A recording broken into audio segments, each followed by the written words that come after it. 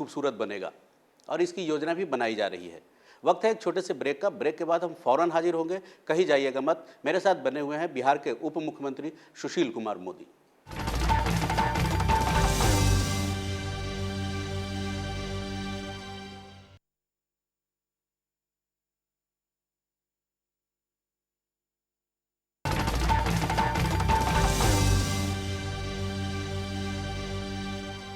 Break के बाद एक बार फिर स्वागत है आपका। मोदी जी, बिहार के ग्रामीण क्षेत्रों में, हम शहरी क्षेत्रों की बात कर चुके, बैंकों की बात कर रहे थे। बिहार के ग्रामीण इलाकों में संगठनात्मक विकास, संरचनात्मक डेवलपमेंटल प्रक्रिया जो कई क्षेत्रों में है, क्या योजना है उसकी, और वित्त मंत्रालय उसके लिए पैसे कहाँ से लाएगा? देखिए, एक तो 13वें वित्त आयोग ने ग्रामीण क्षेत्र में पंचायतों के अंदर पंचायत भवन बनाने के लिए 1000 करोड़ रुपया उसने स्वीकृत किया है।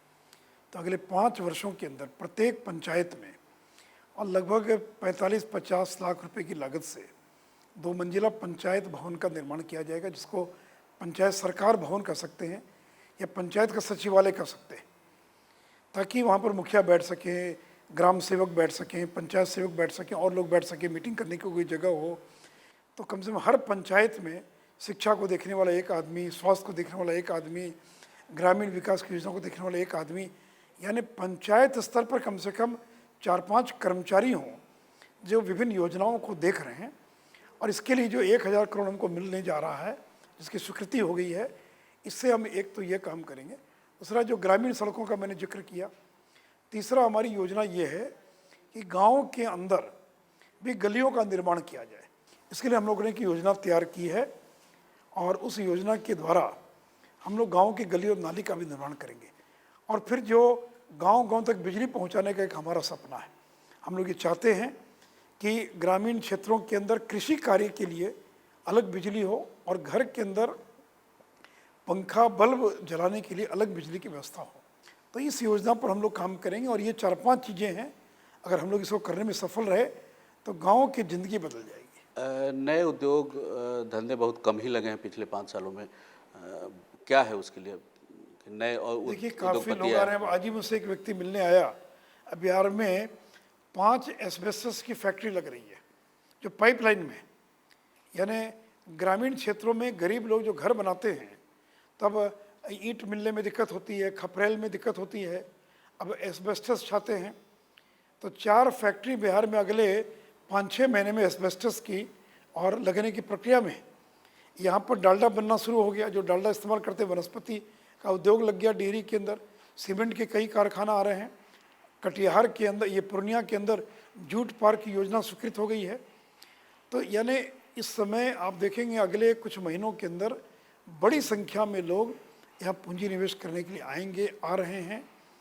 और अगले आने वाले वर्षों में बड़ी मात्रा में आपको उद्योग लगते हुए बिहार के अंदर दिखाई पड़ेंगे। एक सिंगल विंडो सिस्टम की चर्चा आप लोग की कवायद हुई थी पिछले सरकार में, वो बहुत हद तक सक्सेस नहीं हो पाया। नहीं हुई है सफलता, उसमें कुछ खामियां हैं, उसका हम लोग अध्ययन करके उस त्रुटि को दूर करेंगे, ताकि आने वाले उद्यमी को 5 जगह नहीं जाना पड़े, एक ही जगह से उसके सारे क्लियरेंसेस, सारी चीज़ों की स्वीकृति मिल जाए। तो उस सिंगल विंडो सिस्टम को और हम सुदृढ़ करेंगे। और एक और बात आई थी विकास में और रोजगार सृजन में, जो श्रम दिवस है, मनरेगा, बिहार में बड़ी शिकायतें उसकी आई, मनरेगा की। देखिए, मनरेगा की शिकायत केवल बिहार की नहीं, पूरे देश भर की शिकायत है। और ये नई योजना है, धीरे धीरे इसमें सुधार आ रहा है और कोई ऐसा राज्य नहीं जहाँ पर किसमें शिकायतें नहीं मिली हैं।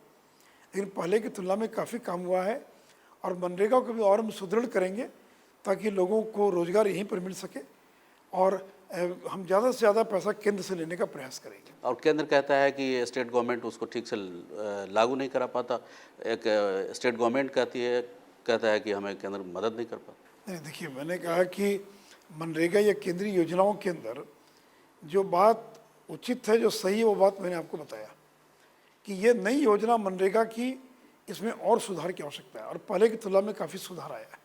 लेकिन अब तो ये हालत हो गई कि जैसे सर्व शिक्षा अभियान, उसमें जितना केंद्र ने स्वीकृत किया उतना वो दे नहीं पाई, चूँकि पैसा उनका ख़त्म हो गया और हम लोग 2 किस्त 3 किस्त खर्च करके अगली किस्त के लिए दिल्ली पहुंच गए कि हमको अगला पैसा दीजिए।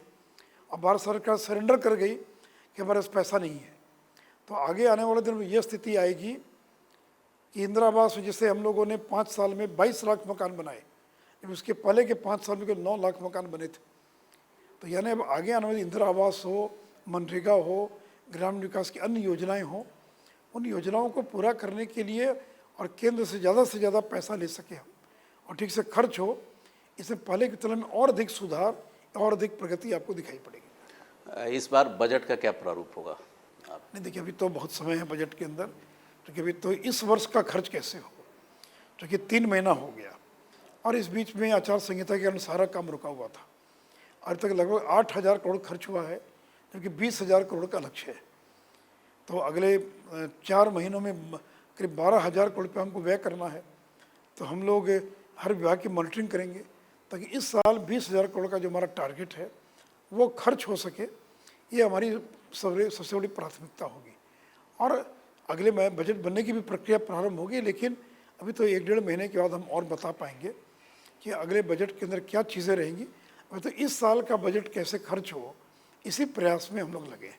तो ये थे बिहार के उप मुख्यमंत्री साथ साथ वित्त मंत्री सुशील कुमार मोदी जी। बिहार में विकास का ढांचा तैयार हो चुका है और अब उस ढांचे को भरने की कवायद होगी। अगला 5 साल जिन उम्मीदों पर लोगों ने एनडीए को वोट किया, उन उम्मीदों पर खरा उतरने की पूरी कोशिश बिहार के सरकार की है, उप मुख्यमंत्री सुशील कुमार मोदी की है। आज के लिए इतना ही। हम फिर हाजिर हो गए अगली बार किसी और नई शख्सियत के साथ। तब तक के लिए हमें दीजिए इजाज़त। नमस्कार।